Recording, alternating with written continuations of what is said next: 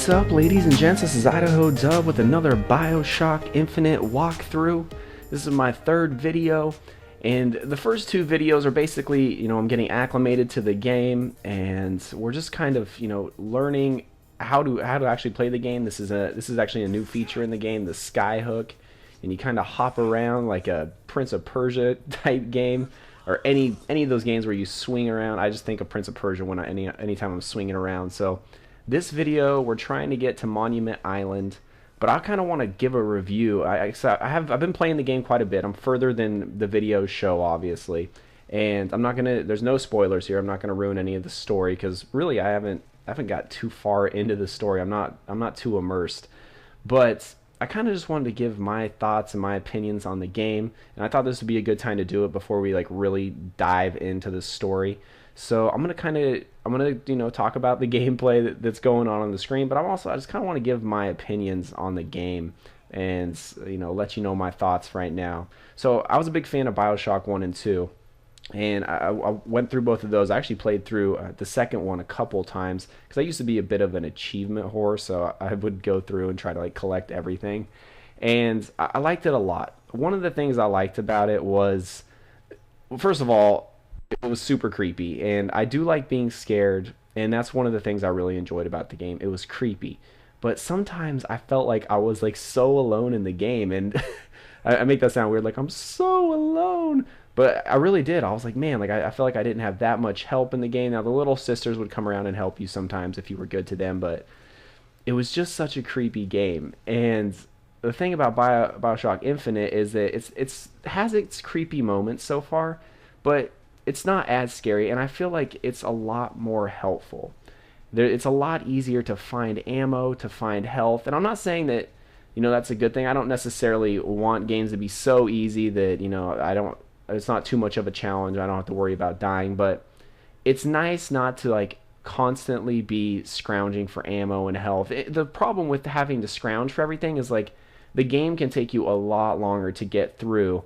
And I want to, if a game's going to take me a while to play, I want it to be because I'm out searching the city, trying to complete objectives.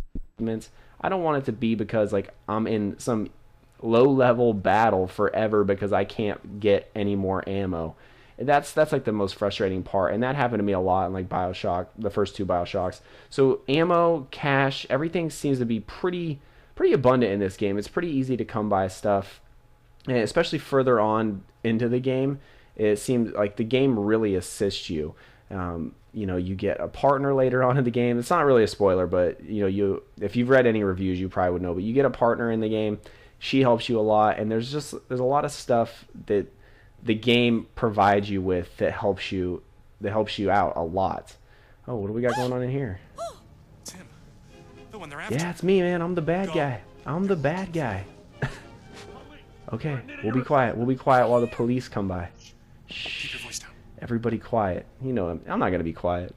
So I really like that. I like that the game it's not easy, but it makes it fun and it makes it kind of fast paced. So you can kind of blow through stuff. You still need to be strategic when you're shooting, and when you're moving forward fighting against people. But it's just nice to have easier access to weapons or to ammo, to health, to money, so that's really nice. The graphics obviously are awesome. I think the game looks amazing. So if you're not familiar, the game takes place in 1912 Colombia, and it's in the air. The prior two BioShocks were underwater in Rapture, and your character, you're a guy who has a gambling debt apparently, and you used to do this sort of thing. You used to go and basically you're basically like a mercenary before this. Apparently that's what I've got from the story.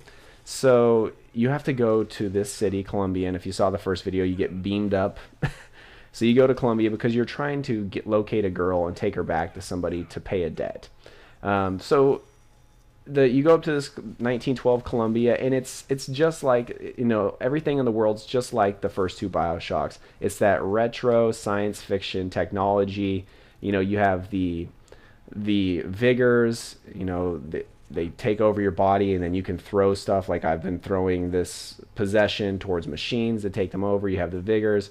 The weapons are, it's funny because the weapons are kind of you know, like science fiction, but then you just they're kind of basic, and then it's just odd to me because you have these normal like a normal pistol, but then you have these vigors, and you have these sky hooks where you're flying around, you know, you're zip lining around on this sky hook thing. So it's funny to me that it's just the contrast. I like it because you have regular stuff and then you have all this science fiction stuff. So the weapons are cool. The retro sci-fi thing is cool to me. I like that a lot, and that's one of the things I loved about the first two BioShocks. One thing I do enjoy is that you get health from smoking cigarettes and drinking alcohol. I mean, who doesn't enjoy that? Like, imagine that. I'm not a smoker, but if I knew it wasn't going to hurt me, I probably would do it every once in a while. You know, who wouldn't want to grab a bottle of whiskey, a pack of Marlboros, a gun, and just go run around, drink, smoke, and shoot? I mean, how awesome is that? I mean, you run into a spot, like I'm in a bar right now, I run in here, I'll be like, bam, you know, blow some people up, and be like, I need a drink. After all of this, I'm going to need a drink. So I just think it's hilarious, like all this stuff that you eat, like there's like sardines and potato chips, like all the stuff that's not healthy for you in real life is good for you in BioShock Infinite, and I think that's great. And it just, again, there's like so much more stuff that you can drink, and like there's so much more stuff that make you, oh, I drink a little too much. That's a little too much. DeWitt's getting faded playing the game. Woo! Tipsy. Oh, man. Keep drinking, dude. Don't stop. Don't stop it. Oh, this is great. See, it's another added feature to the game. Getting drunk in video games. How awesome is that? I mean, a lot of people get drunk and play video games, but how fun is it to get drunk in the video game? You don't have to deal with the hangover.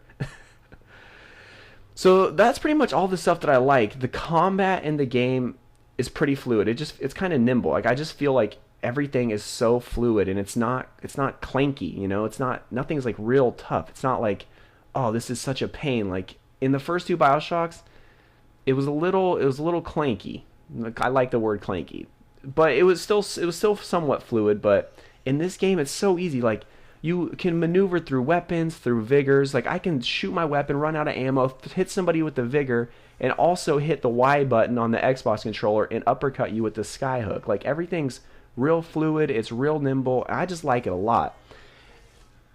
Also like the storyline. Like the game, I think BioShock does this really well. You know, there's so much humor, and they show like each side of the coin, you know, with certain, they don't get too political or too religious or, you know, anything like that, but the game is like filled with racism, sexism, religion, nationalism, all of that, but they don't dive too far into it, but they definitely show you both sides of the coin, you know, like where each side is coming from, and I think it makes the game interesting. One thing that I am concerned about, because like I said, I'm a little farther into the game than this video shows, obviously. One thing that I have concerns about is maybe the story might drag a little bit, and I hope that doesn't happen. I've kind of noticed it, and I'm hoping it doesn't continue, but I've kind of noticed that basically you're like, you know, you're battling through stuff, like there's always an objective to get to, and I hate when games add more stuff in. So like they just keep pushing the objective back further, like, oh no, you have to, so you say I beat like a wave of guys like I'm doing right now, and then you like go into another room. Like if they just keep adding waves of guys for you to get to the objective, I think it drags on. Like what I think I'm not saying it does that yet, but I kind of am getting that feeling like, oh, you got to beat these guys, and then you got to beat a couple of these boss guys, and then you get to the objective, and they just like kind of keep giving you the same battle scenarios over and over again until you get to the objective. And I really hope that they don't do that, because I think a game should give you different battle sequences and have it all be in one big battle, and then you get to the objective, you know? I hope they don't just keep kind of reenacting the same battles so you can get to the objectives.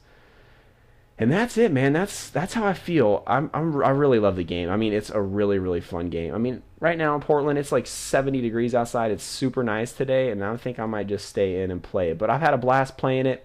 From here on out, I will be immersed into the storyline. We will get into the game. I hope you guys are enjoying the commentary. If you're playing the game right now, let me know what you think down below, because I'm very curious to know what you guys think.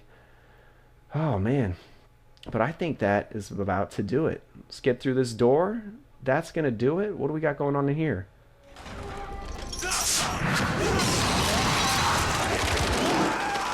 What the f-